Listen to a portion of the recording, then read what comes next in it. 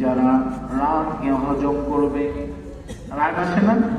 পরিবারে একসাথে থাকলে অনেক সময় রাগ চলে আসে, ছোট ভুলের কারণে, বড় ভুলের কারণে, যে কোনো কারণে রাগ আসতে পারে। রাগ শয়তান থেকে আসে, তো বিভিন্ন ভাবেই শয়তান রাগ দেয়। তো এই রাগকে ওয়াল-কাযিমিনাল গায়জ, মুত্তাকিনদের দ্বিতীয় গুণ হচ্ছে তারা কাযিমিনাল গায়জ, রাগকে হজম করবে। রাগকে কি করবে? হজম করবে। রাগ যদি এসে যায়, সে রাগকে হজম করার শক্তি অর্জন করতে হবে, রাগকে হজম করতে হবে, ধৈর্য ধারণ করতে হবে। 3 নম্বর হলো ওয়াল-আফিনা আনিন নাস, রাগকে হজম করবে আবার ক্ষমা করে দেবে। 3 নম্বর গুণ কি মুত্তাকিদের? রাগ হজম করবে এবং ক্ষমাও করে দিবে। তো রাগ হজম করা, ক্ষমা করে দেওয়ার 1 নম্বর পুরস্কার হচ্ছে আল্লাহ তাআলা আসমান এবং জমিন সমতুল্য জান্নাত তার জন্য রেখে দিয়েছেন। সুবহানাল্লাহ।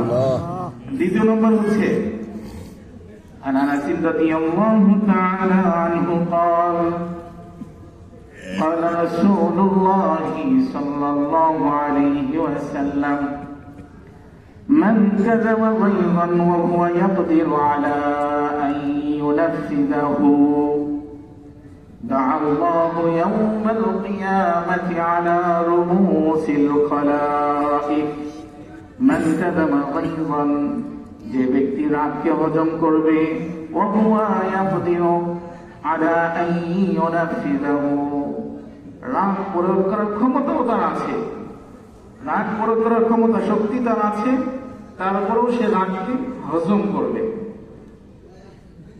দাআল্লাহু ইয়াওমাল কিয়ামাতি আলা রুউসিল খালাইক, কাল কিয়ামতের ময়দানে এই ব্যক্তির কি পুরস্কার হবে? আল্লাহ রাব্বুল আলামিন সমস্ত দুনিয়ার আদম আলাইহিস সালাম থেকে নিয়ে সর্বশেষ যে মানুষ মারা যাবে, সমস্ত মানুষের সামনে ওই ব্যক্তিকে আল্লাহ তাআলা ডাকবেন। আল্লাহু ইয়াওমাল কিয়ামাতি আলা রুউসিল খালাইক, ডাকার পরে যখন সে উপস্থিত হবে, ইউখাইয়ারু আইয়ুহুরিন শাআ, আল্লাহ তাআলা বলবেন পাশে অনেক হুর থাকবে। হুর বুঝি তো? জান্নাতি নারী, হ্যাঁ, সুন্দরী সুন্দরী বিভিন্ন ধরনের তারা থাকবেন। তো আল্লাহ রাব্বুল আলামিন তাকে বলবেন ইউখাইয়ারু মিনাল হুরি শাআ, তাকে বলা হবে দুনিয়াতে তুমি রাগ করেছো, রাগকে হজম করেছো এবং মানুষকে মাফ করে দিয়েছো, এর পুরস্কার হিসেবে এখানে যে সমস্ত হুর আছে, যাকে তোমার পছন্দ হয় তুমি একজনকে নিয়ে নাও। সুবহানাল্লাহ। তো এই হাদিসটার ব্যাখ্যার মধ্যে ওলামায়ে কেরাম বলেন, তো এটা কি মাত্র একবারই, মানে একজনকেই দেবে কিনা? একটা ব্যাখ্যা এরকম আছে, যতবার সে রাগকে হজম করবে আর মানুষকে মাফ করে দেবে, আল্লাহ রাব্বুল আলামিন তত পরিমাণ হুর তাকে দান করবে। সুবহানাল্লাহ। আল্লাহ তাআলা এটাই বললেন, ওয়াল কাযিমিনাল গায়যা ওয়াল আফিনা আনিন নাস।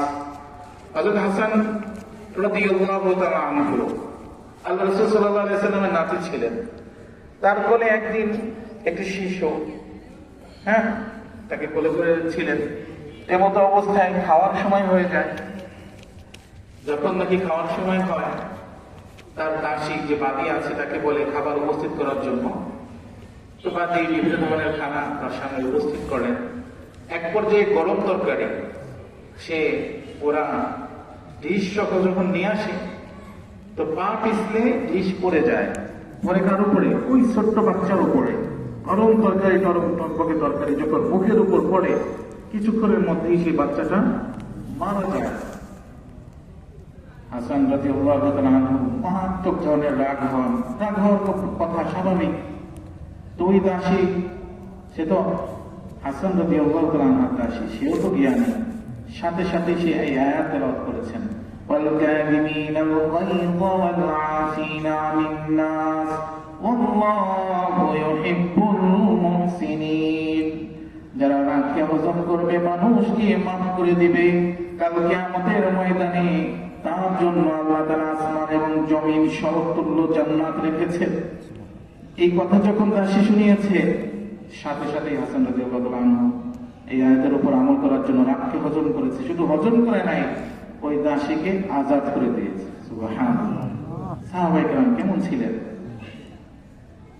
তাবেঈনের একটা ঘটনা শোনাই আপনাদের। ওমর ইবনে আব্দুল আজিজ রাহমাতুল্লাহ আলাইহি সবাই চিনি, ইসলামের অন্যতম একজন খলিফা ছিলেন ওমর ইবনে আব্দুল আজিজ রাহমাতুল্লাহ আলাইহি। তার যখন মৃত্যুর সময় ঘনিয়ে আসে, খুবই অসুস্থ হয়ে পড়েন, অনেক মানুষের সামনে সে একটা কথা বলেন যে তোমরা বলো তো আমার যে এই অবস্থা এটা কেন হয়েছে? এক একজন এক এক ধরনের কথা বলেন। একজন বলেন হয়তো আপনাকে জাদু করা হয়েছে, এই জন্য আপনার এই অবস্থা। তো লাস্টে ওমর ইবনে আব্দুল আজিজ রাহমাতুল্লাহ আলাইহি তিনি বলেন যে না, বিষয়টা এরকম না। তিনি তার গোলামকে ডাকেন। গোলাম যখন উপস্থিত হয় তাকে বলেন যে তুমি আমার খানার মধ্যে বিষ কেন মিশিয়েছো? সরাসরি যখন প্রশ্ন করেন, আশপাশে মানুষজন, গোলাম ভয়ে কাঁপতে কাঁপতে সত্য বলে দেয় যে আমাকে 100 দিনার দেওয়ার ওয়াদা করা হয়েছে এবং আমাকে আজাদ করার ওয়াদা করা হয়েছে, এই জন্য আমি বিষ মিশিয়েছি। ওমর ইবনে আব্দুল আজিজ রাহমাতুল্লাহ আলাইহি কোনো রাগ হন নাই। এই যে আয়াত কাযিমিনাল গায়জ ওয়াল আফিনা আনিন নাস ওয়াল্লাহু ইউহিব্বুল মুহসিনিন, যারা রাগকে হজম করবে, মানুষকে মাফ করে দিবে, আল্লাহ রাব্বুল আলামিন আসমান এবং জমিন সমতুল্য জান্নাত তাদেরকে দিবেন। এই আয়াতের উপর আমল করার জন্য কি করলেন? তাকে বললেন যে যাও 100 দিনার যে পেয়েছো সেটা নিয়ে আসো।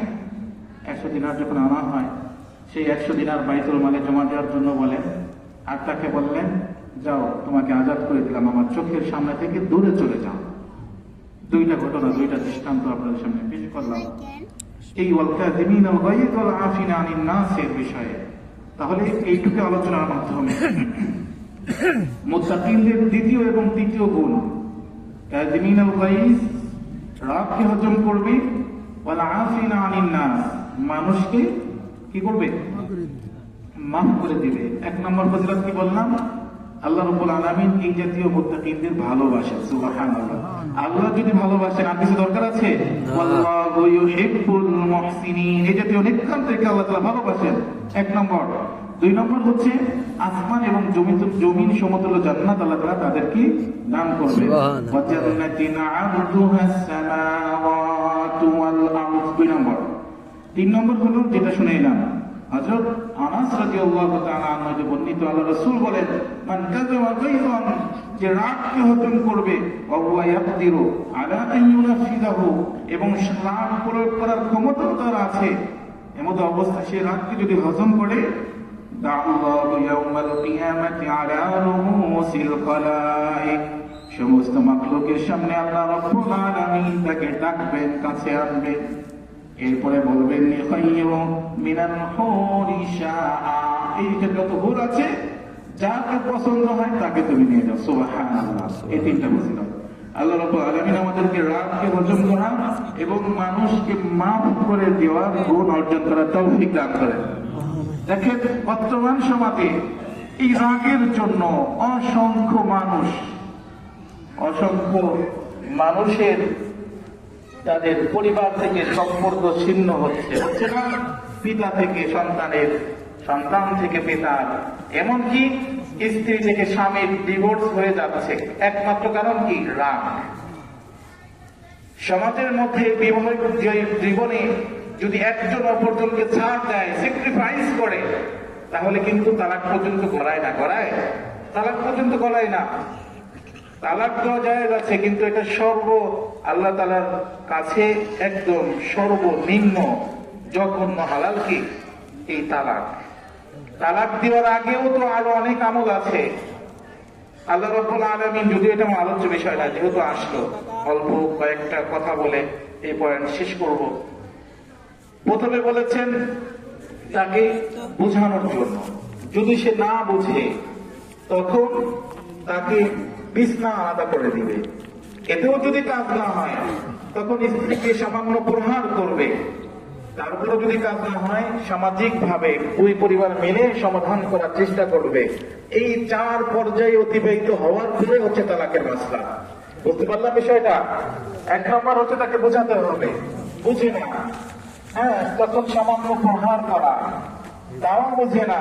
3 নম্বর হচ্ছে তার বিছনাকে আলাদা করে দেওয়া, এটাও যদি কাজ না হয়। 4 নম্বর হচ্ছে সামাজিক ভাবে দুই পরিবার মিলে একটা সমাধান করা। 4 নম্বর যদি কাজ না হয় তখন হলো তালাক। কিন্তু বাংলাদেশের প্রত্যেকটা সমাজে কি প্রচলিত, একটু রাগ হইলেই বাস 1 তালাক দেয় না। 1 তালাক দিলেও তো একটা কথা, পরবর্তীতে ফিরিয়ে নেওয়ার সুযোগ থাকে। মানুষের মধ্যে, আমাদের মধ্যে একটা বিষয় ঢুকে গেছে যে তালাক মানে বিচ্ছিন্ন হওয়ার জন্য 3 তালাক দিতে হবে। বিষয়টা কিন্তু এরকম না। আপনি 1 তালাক দিবেন, বাস তাকে পাঠিয়ে দিবেন, এটাই যথেষ্ট। বিবাহ বিচ্ছিন্ন হওয়ার জন্য 1 তালাকই কি যথেষ্ট।